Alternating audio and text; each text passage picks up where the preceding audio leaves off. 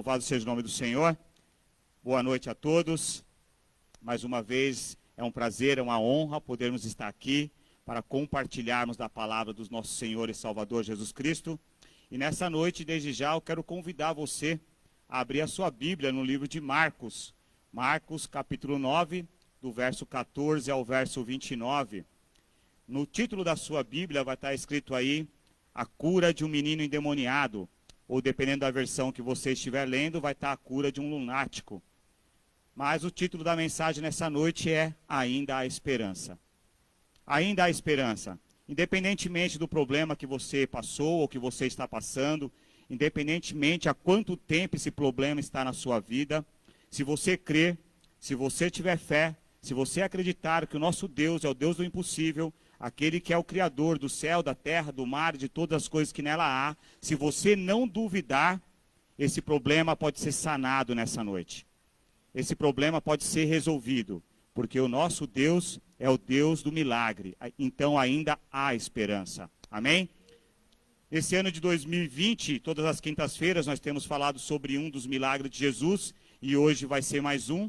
Hoje nós estamos no 27º milagre, falta mais 10. E faltando mais 10, ainda Jesus ele tem muito ensino a passar pelos discípulos. Ainda existe muita coisa a qual Jesus vai estar ensinando os discípulos.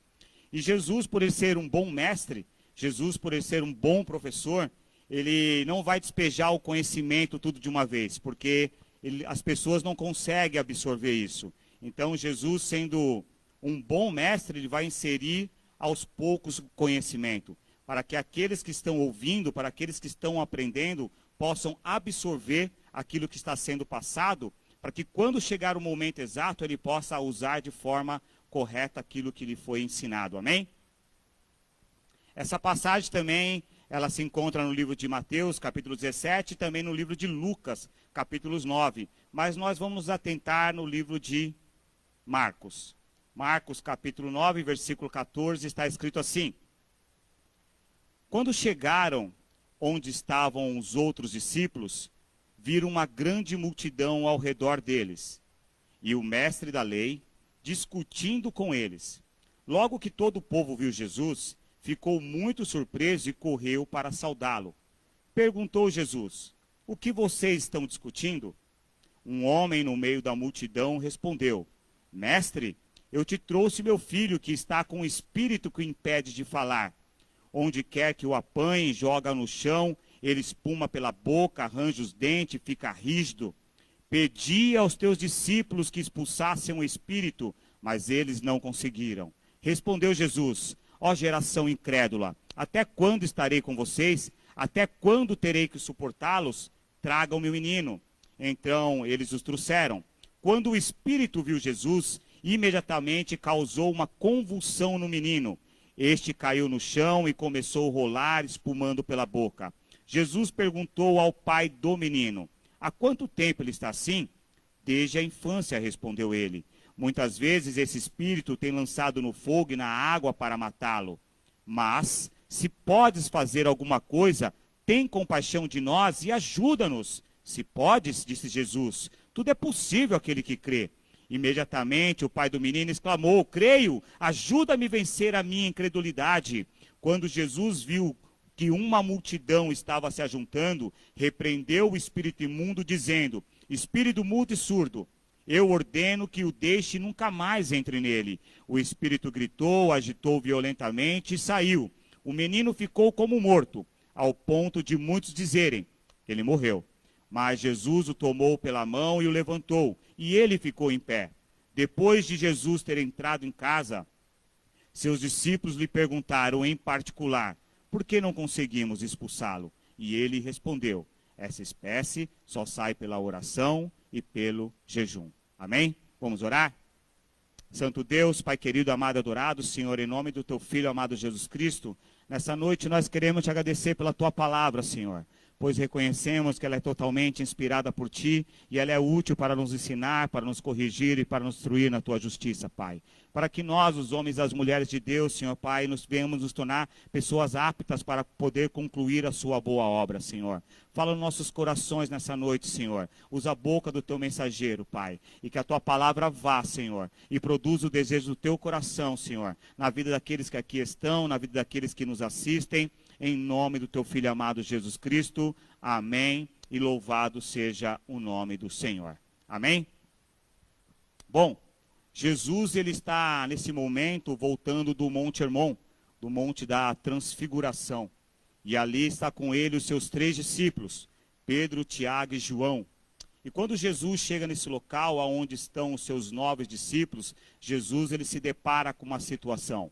Os mestres da lei estão discutindo com os discípulos acerca de um fato. O fato é que os discípulos não conseguiram expulsar o demônio daquele menino. E aqui há um ponto para nós podermos observarmos.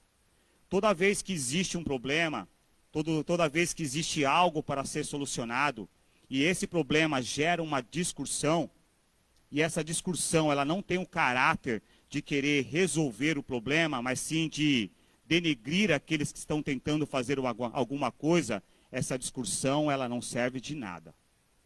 Porque, veja bem, a discussão está acontecendo aqui, e o problema que precisava ser solucionado, que é o pai do menino com o demônio, agora eles ficaram lá no meio da multidão. Os olhares que antes estavam voltados para o problema, agora se voltam para a discussão. Toda vez que existe um problema e se levanta uma discussão, e essa discussão ela tem um caráter de simplesmente menosprezar, ridicularizar ou desfazer daqueles que estão tentando fazer alguma coisa, isso não serve de nada, não produz nada de bom. Paulo vai dizer na sua segunda carta a Timóteo, capítulo 2. Não foi? Foi. Paulo vai escrever a sua carta a Timóteo, a 2 Timóteo, capítulo 2, do verso 14, que é a carta do obreiro aprovado. Paulo vai escrever assim: continua a lembrar essas orientações a todos, advertindo-os solenemente na presença de Deus, para que não se envolva em discussões acerca de teorias vazias. Isso não produz nada de bom e serve tão somente para perverter os ouvintes, ou seja, uma discussão que é levantada acerca de um problema, que ela não tem um caráter de tentar solucionar ou chegar num denominador comum para que possa resolver ou sanar aquilo que deve ser resolvido, ela não serve de nada. Ela não serve de nada. Então, quando Jesus chega, ele acaba com a discussão. No verso 16, ele diz assim: o que é que vocês estão discutindo? A princípio, parece que essa pergunta é feita aos discípulos. Mas se nós pegarmos na versão Almeida atualizada, Almeida Revista Atualizada, nós vamos encontrar que Jesus faz essa pergunta para os mestres da lei, para os escribas. E ele interpelou os escribas: que és que discutis com eles?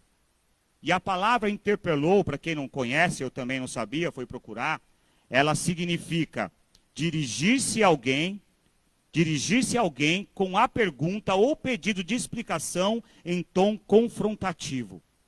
Jesus, quando ele já chega intercedendo pelos seus discípulos.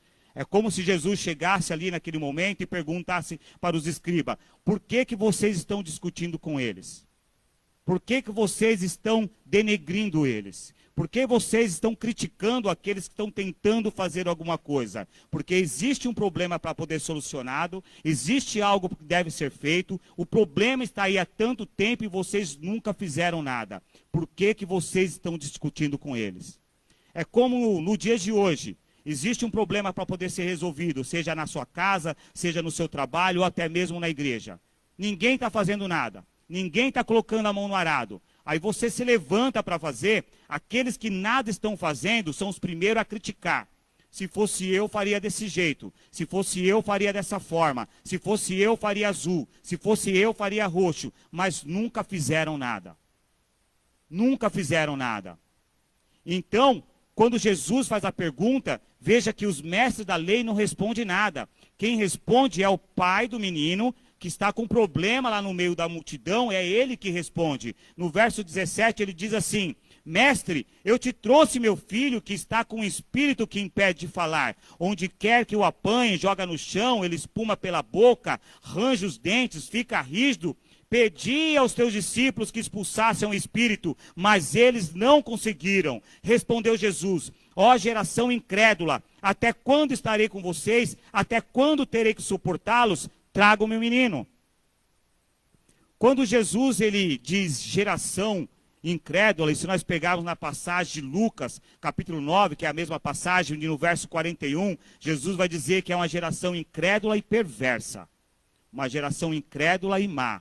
Quando Jesus ele diz geração, ele não está ele não está sitiando aquelas pessoas, ele não está se referindo àquelas pessoas que ali estão. Jesus Cristo está se referindo a uma época. Geração é uma época. Nós tivemos a geração dos anos 60, 70, 80, 90, 2000, a geração do milênio. Então ali Jesus está se referindo a uma geração incrédula e perversa, ou seja, uma geração incrédula e má.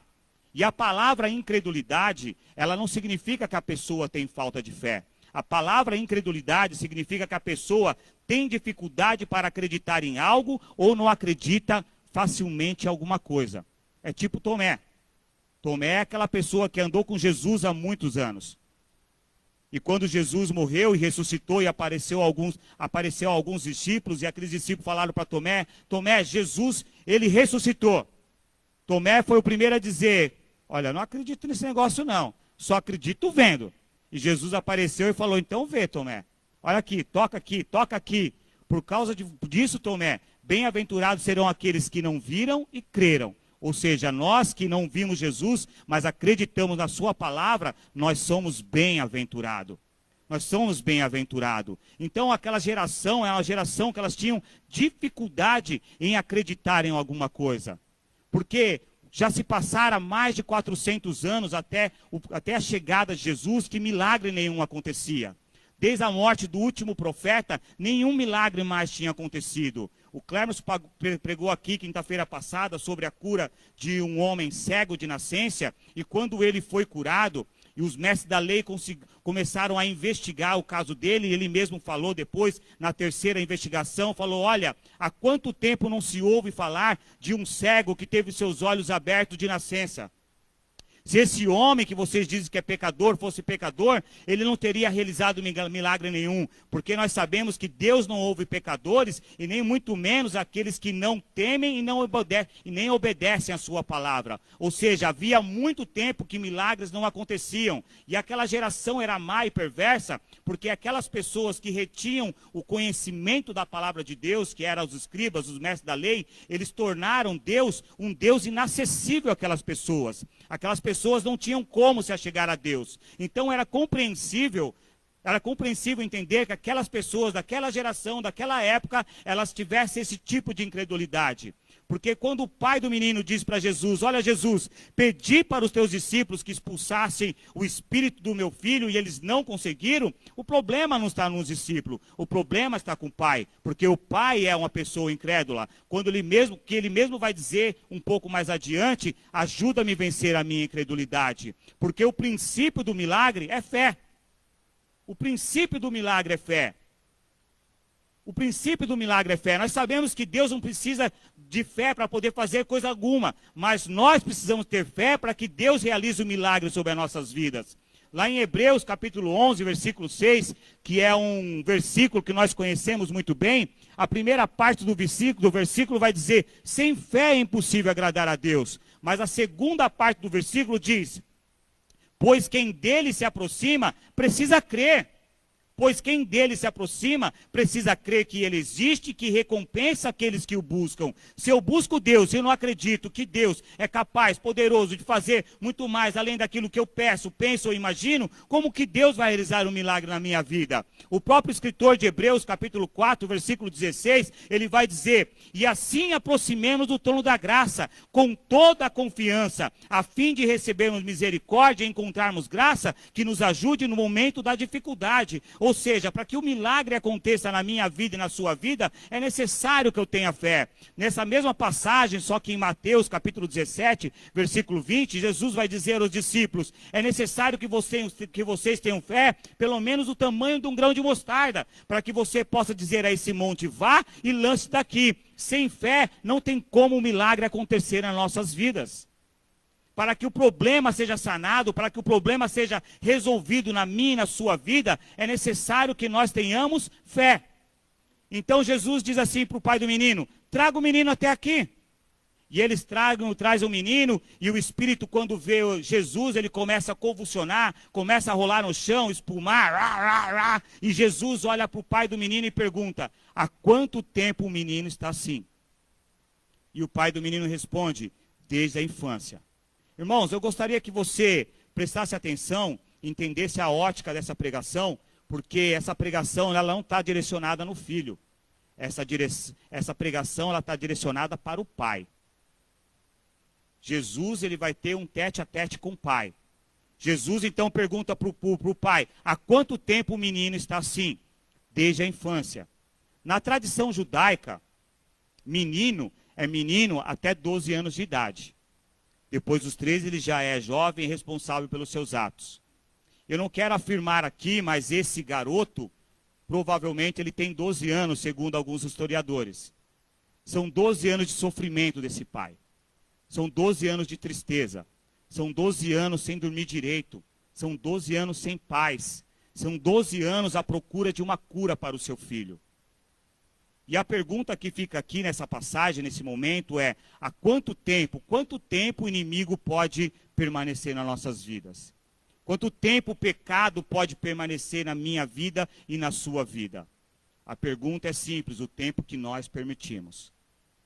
Porque se nós tivermos fé, hoje a história será diferente. Se nós tivermos fé, hoje a noite vai ser diferente. Vocês sabem que eu fui usuário de droga durante mais de 22 anos da minha vida. E durante esses 22 anos, muitas pessoas oraram por mim. Minha mãe orou por mim, minha mãe tinha fé. Pastores oraram por mim, tinham fé. Outros homens, outros amigos oraram por mim, eles tinham fé. Eu não tinha fé. Eu não acreditava mais. Eu não acreditava mais que eu poderia sair daquela vida. Eu não acreditava mais que eu poderia agora voltar a ter uma vida normal. Eu achava que minha vida já era uma vida desgraçada, não tinha mais jeito. Eu achava que eu não teria mais cura. Eu era uma pessoa incrédula. Orava na semana, jejuava, falava que não ia fazer mais aquilo, me esforçava, mas quando chegava na sexta-feira, voltava a fazer a mesma coisa, porque eu não tinha confiança. Mas no dia que acendeu a centelha da esperança, que a fé ressurgiu na minha vida, o problema acabou. Então, nessa noite, se nós tivermos fé, se você acreditar que Deus é capaz e poderoso, hoje a história é diferente. Eu não sei qual o problema da sua vida. Eu não sei se há muito tempo existe algo na sua vida que você acha que não tem mais cura. Pode ser uma adicção, pode ser a doença do tabagismo, do alcoolismo, pode ser uma pornografia, pode ser adultério, pode ser a mentira, pode ser a fofoca, pode ser uma dor no seu corpo que há muito tempo perpetua na sua vida e você acha que não tem mais jeito. Mas se você crer, se você acreditar, hoje a história é diferente. Jesus mesmo vai dizer lá em Mateus capítulo 21, versículo 22, que se tudo que nós pedimos em oração, crendo, nós receberemos. Então, se nessa noite você pedir com convicção, pedir com fé e acreditando, a história será diferente. Amém? A história será diferente. Mas é necessário que você creia. Então, o pai do menino continua dizendo para Jesus: muitas vezes esse espírito tem lançado no fogo e na água para matá-lo. Mas, se podes fazer alguma coisa, tem compaixão de nós e ajuda-nos. Quando o pai diz a palavra mas, ele mostra uma restrição, uma dificuldade realmente de acreditar. Por ter passado por tantos lugares, por ter ido a tantos lugares e procurado cura, ele vê uma dificuldade na sua fé de que algo possa ainda ser feito pelo seu filho. Mas, se podes fazer alguma coisa, tem compaixão de nós e ajuda-nos. E a palavra do Senhor diz que Jesus ele se move de íntima compaixão. Jesus ele se move de íntima compaixão. Então, de imediato, Jesus responde a esse homem: se podes, tudo é possível que crê. Tudo é possível que crê. Jesus responde a esse homem com outra pergunta retórica. O que significa uma pergunta retórica? Uma pergunta retórica, ela significa que ele não pretende questionar, mas sim afirmar ou insinuar a informação. Jesus está dizendo para esse homem: sim, eu posso curar o seu filho. Sim, eu posso mudar a sua vida. Sim, eu posso curar a sua vida. Sim, eu posso tirar a sua dor. Sim, eu posso mudar a sua história. Mas tudo depende se você crê. Tudo depende se você acreditar. E o pai então imediatamente diz: Senhor, creio, ajuda-me a vencer a minha incredulidade. E às vezes é isso que falta para mim e para você, meus irmãos. Assumirmos que alguma parte da nossa vida, ela está incrédula. E não é vergonha. Os discípulos mesmo disseram para Jesus: Jesus, ajuda a vencer a nossa incredulidade. Aumenta a nossa fé, Senhor. Jesus começou a falar com eles sobre perdão de pecado, perdoa, e eles viram que era um monte de perdão, falou: Senhor, aumenta a nossa fé. E às vezes, na área da nossa vida onde está essa dificuldade, as pessoas acreditam que não tem mais solução, que não tem mais jeito. Quantas vezes já ouvi as pessoas dizer: aqui não tem mais jeito, vai ser assim mesmo. Existe uma falta de fé na área da sua vida, meu irmão. Se você ser verdadeiro com o Senhor e falar: Senhor, eu creio, mas ajuda a vencer a minha incredulidade, será diferente. Porque Jesus ele vai tratar com esse homem. Jesus precisa tratar da fé desse homem. O Senhor precisa tratar da fé desse homem. Ele precisa reanimar a fé desse pai. Precisa reavivar a fé desse pai. Porque Jesus ele pode expulsar o demônio do menino? Pode. Jesus pode curar esse menino? Pode. Mas como foi pregado aqui há 2 domingos atrás, como o pastor disse, no culto do Dia dos Pais, o pai é o cabeça da casa, o pai é o coluna, o pai é o sacerdote. E Jesus mesmo disse lá em Mateus capítulo 12, do verso 43 ao verso 45, que quando o espírito sai de um homem, quando o espírito imundo sai de um homem, passa por lugares vazios, áridos, procurando descanso e não encontra. Então ele diz: voltarei para a casa de onde saí, e chegando encontra a casa desocupada, varrida em ordem. Escuta aqui, meu irmão, olha, a partir do momento que Jesus entrou na sua vida, nunca mais deixa a casa desocupada, meu irmão. Nunca mais deixa essa casa ser um Espírito Santo, meu irmão. Nós temos tempos e morada do Espírito Santo de Deus. Quando o Senhor curar a sua vida, quando Ele transformar a sua vida, o Espírito Santo de Deus deve ter vivência, permanência na sua vida. Nunca mais ele deve sair, para que quando o pecado voltar, para quando o desejo vier, ele vai encontrar alguém que é maior do que ele. Porque na palavra do Senhor diz, meu irmão, maior é o que está em nós do que aquele que está no mundo. Se ele voltar e encontrar a casa vazia, ele entra. Ele vai entrar. Ele vai entrar, ainda vai trazer consigo sete espíritos piores do que ele, e entrando passam a viver ali, e o estado final daquele homem se torna pior do que o primeiro. Então Jesus, quando o pai diz: creio, ajuda a vencer a minha incredulidade, acende-se a centelha da esperança. A fé daquele homem está reavivando, e Jesus vai tratar da fé desse homem. Jesus precisa curar da fé desse homem. Era o motivo que Jesus esperava. É aquilo que o profeta Isaías disse em Isaías capítulo 42, versículo 1 ao 4. E que está escrito em Mateus capítulo 12, versículo 20. Ele não lança fora o caniço rachado e muito menos apaga o pavio que fumega. A fé daquele homem vai ser renovada, restaurada e revivificada. O pavio que está fumegando, o Senhor ele não apaga, ele insere nele o oxigênio suficiente para que volte a ter luz. E a fé desse homem então restaurada, agora Jesus tem o motivo e a condição de expulsar o demônio do filho. E Jesus então expulsa o demônio do filho, o filho cai no chão, rola, parece que está morto. Jesus o toma pela mão, levanta, porque é assim aqueles que estão tocados pelo Senhor. O Senhor mesmo disse lá em João capítulo 11, versículo 25, eu sou a ressurreição e a vida. Aqueles que viver em mim, aqueles que estiverem em mim, ainda que estejam morto, viverá. O Senhor coloca ele de pé, e agora o pai e o filho vão para casa, meu irmão. Vai ser uma noite diferente como nunca eles tiveram.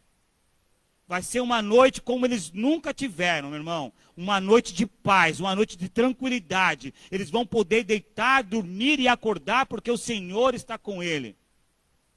Quem já passou por isso sabe como que é bom.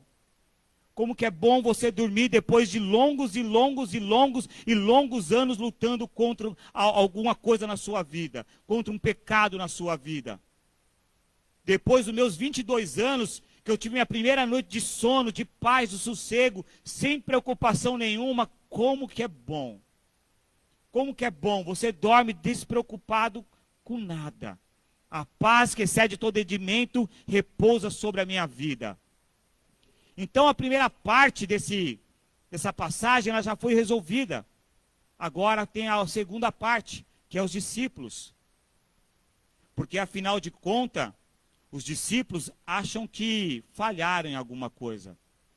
Eu não sei você, mas quando eu sou designado a fazer alguma coisa e eu não consigo executá-la de forma correta, a cabeça fica coçando. Eu fico procurando, tentando encontrar aonde foi que eu errei, ou o que eu fiz de errado. Então a primeira coisa que os discípulos fazem quando eles chegam em casa é perguntar para Jesus: aonde foi que nós erramos? Senhor, por que nós não conseguimos expulsá-lo? E como eu disse no começo, Jesus ele é um bom mestre, ele é um bom professor. Jesus vai explicar para os discípulos o que aconteceu. Porque, afinal de contas, esses homens, os discípulos, eles são pessoas preparadas. Eles são pessoas que estão aptas para esse trabalho. Se nós pegarmos um pouco mais para trás as passagens, e lá em Mateus capítulo 10, ou em Marcos capítulo 6, que é a primeira viagem missionária dos discípulos, quando Jesus envia os 12 em dois, Jesus ele vai dar autoridade para os discípulos, para expulsar os demônios, para curar os enfermos e apregoar o evangelho. Ou seja, essas pessoas elas são capacitadas para isso. Porque quando eles voltam dessa viagem, eles falam para Jesus que expulsaram o demônio, curar as pessoas, pregar o evangelho. Essas pessoas são totalmente capacitadas. E esse poder, Jesus não tirou da vida deles. Porque os dons de Deus, os chamados de Deus, eles são irrevogáveis. Eles não voltam para trás. O dom que Deus colocou na sua vida e o seu chamado, ele vai perpetuar na sua vida até o fim. Depende de você, se você vai querer utilizá-los ou não. Porque Deus não vai tirar isso de você. O seu dom, o seu chamado, o seu talento continua com você para sempre. Se você não quiser utilizar, é um problema seu. Aí no final você acerta com Deus. Mas Ele nunca vai tirar isso de você. Então Jesus vai dizer para os discípulos: o que acontece é que essa espécie só sai com jejum e oração. Essa espécie ela só sai com jejum e oração. Ou seja, para cada guerra, para cada batalha, para cada luta, existe uma estratégia diferente. Nenhuma guerra ela é vencida com a mesma estratégia. Elas existem estratégias diferentes. Ou seja, nós que somos cristãos, nós devemos estar sempre preparados, munidos para o combate, munidos para a batalha. Nós devemos sempre estar vestidos completamente com a armadura de Deus. Nós devemos estar sempre preparados. Se nós pegarmos lá em Efésios capítulo 6, do versículo 10 ao versículo 17, nós vamos ali ler sobre a armadura de Deus, e Paulo ele vai falar duas vezes a mesma frase: vistam-se completamente, vistam toda a armadura de Deus. Vistam toda a armadura de Deus. Não dá para ir para o combate, não dá para ir para a guerra desmuniciado ou despreparado ou desprovido de alguma arma. Tem que ir totalmente revestido. Não dá para ir só com a sandália, não dá para ir somente com o capacete, não dá para ir somente com o escudo, não dá para ir somente com a couraça. Tem que ir preparado, tem que ir munido, tem que ir totalmente revestido. Porque se nós não formos revestidos para o combate, para a guerra, pode acontecer comigo e com você aquilo que aconteceu com os 7 filhos de Seva. Lá em Atos capítulo 19, eles estão expulsando os demônios. Em nome de Jesus, a quem Paulo prega, sai um. Em nome de Jesus, em que Paulo prega, sai outro. Em nome de Jesus, em que Paulo... Não, Jesus eu conheço. Paulo, eu sei bem quem é. Agora vocês. Quem vocês são? Ó, E os caras tomaram couro e ainda saíram correndo pelado, porque eles estavam despreparados. Nós, como os cristãos, nós devemos estar totalmente preparados. Nós devemos estar totalmente preparados para o combate. Aqui em Efésios capítulo 6, no versículo 16, está escrito assim: além disso, usem o escudo da fé, com a qual vocês poderão apagar todas as setas inflamadas do maligno. No Salmo 91, versículo 4, está escrito assim: e ele te cobrirá com as suas penas, e debaixo das suas asas te confiarás. A sua verdade será o seu escudo e o seu broquel. Olha como é bacana, meu irmão, você estar preparado. Olha como é bacana você conhecer a palavra de Deus. Quem assistiu às lives do pastor Rubens e do pastor Jeff nos ensinos dos Salmos, e o Salmo 91 foi o primeiro, você vai entender e vai aprender que escudo aqui, no Salmo 94, são 2 escudos. Então, quando você for para a guerra, leve os 2 escudos, não vai levar um só não. Porque o primeiro escudo é um escudo romano, soldado romano, aquele que te cobre da cabeça até os pés.